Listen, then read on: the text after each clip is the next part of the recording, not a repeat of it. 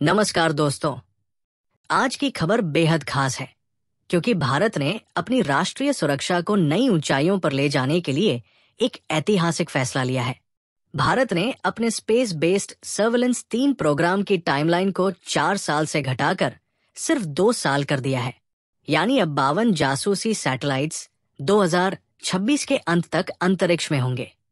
इस पूरे मिशन पर भारत सरकार 22,500 करोड़ रुपए यानी करीब 3 अरब डॉलर खर्च कर रही है। इस प्रोग्राम का मकसद है देश की सीमाओं पर निगरानी को और मजबूत बनाना, खासकर पाकिस्तान और चीन जैसी चुनौतीपूर्ण सीमाओं पर। साथ ही ये सैटेलाइट्स प्राकृतिक आपदाओं जैसे बाढ़, भूकंप और तूफान के समय रियल टाइम डेटा देकर राहत कार्यों में भी मदद करेंगे।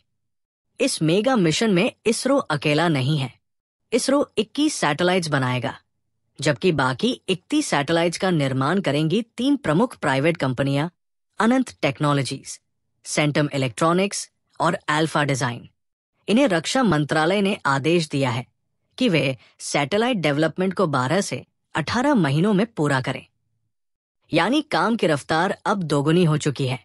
सबसे खास बात यह है कि इस मिशन को सपोर्ट कर रहा है एलोन मस्क का स्पेसएक्स। जी हाँ, स्पेसएक्स भारत को तकनीकी सहायता देगा ताकि लॉन्चिंग फेज और डेवलपमेंट और भी फास्ट और एफिशिएंट हो सके। इन सैटेलाइट्स में सबसे बड़ी बात होगी आर्टिफिशियल इंटेलिजेंस की ताकत।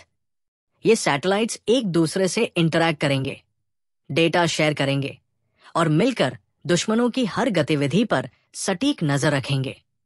इससे पाकिस्तान और चीन के साथ सीमाओं पर भारत की निगरानी कई गुना बढ़ जाएगी। सिर्फ सुरक्षा ही नहीं, डिजास्टर मैनेजमेंट में भी ये सैटेलाइट्स गेम चेंजर साबित होंगे।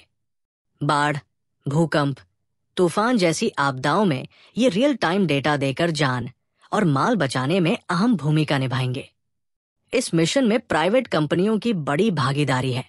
अनंत टेक्नोलॉजीज, जिसने FY25 के पहले 9 महीनों में 270 करोड़ की कमाई की, और सेंटम इलेक्ट्रॉनिक्स, जिसकी कमाई 479 करोड़ रही।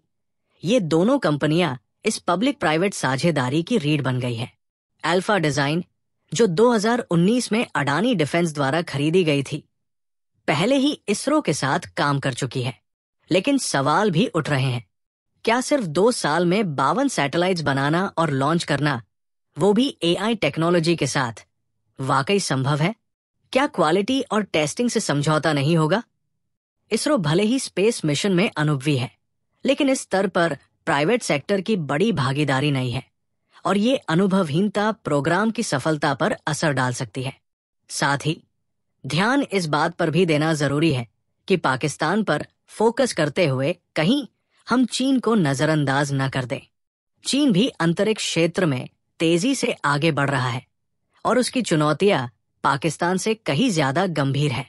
इसलिए SBS-3 प्रोग्राम को एक व्यापक रणनीति का हिस्सा होना चाहिए, जिसमें डिप्लोमेसी, इकोनॉमिक स्ट्रैटेजी और टेक्नोलॉजिकल डेवलपमेंट सब शामिल हों। तो दोस्तों, SBS-3 सिर्फ एक सैटेलाइट प्रोग्राम नहीं है। ये है भारत की आंखें, जो अंतरिक्ष से हर दुश्मन की चाल पर नजर रखेंगी।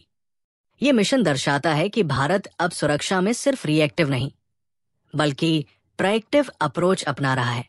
अगर आपको ये जानकारी पसंद आई हो तो मिशन ब्रीफ को लाइक करें, सब्सक्राइब करें और अपने देशभक्त दोस्तों के साथ जरूर शेयर करें।